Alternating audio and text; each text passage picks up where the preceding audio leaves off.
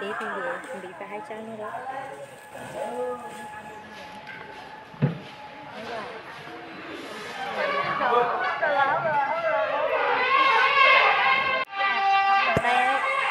Đây có một con gái ở đây nhá, chưa có chồng, chưa có người yêu luôn đó.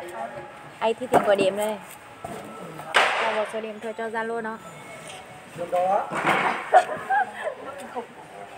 Đây là người yêu. Đó là thuần trâu nữa. Đây đứa này chưa có người yêu. Ai thi tìm gọi điểm đi.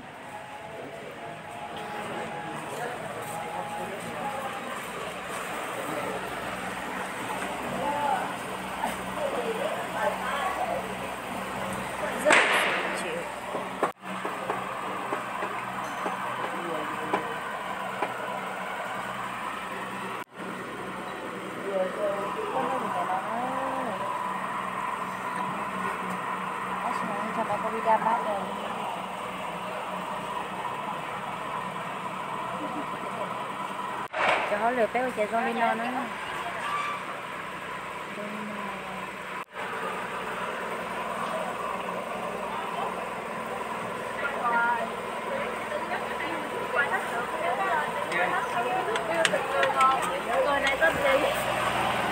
Rồi đó.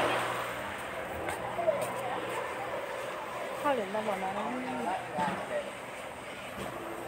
Ê, làm cái gì vậy? Có làm cái gì đâu. Điểm gì đâu mà hết. Mới 27 thôi. Ok luôn anh.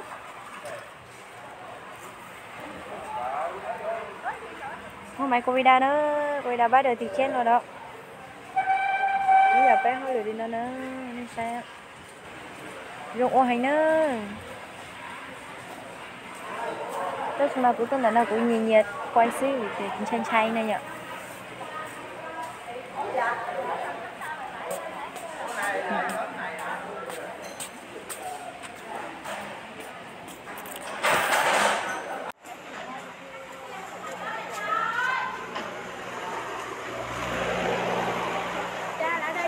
Mở lô khẩu trang đi.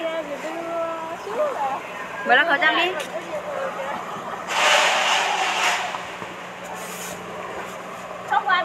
Đây là một con trai chưa có người yêu đó. Chưa có vợ, chưa có người yêu luôn. Đây, đẹp trai thật.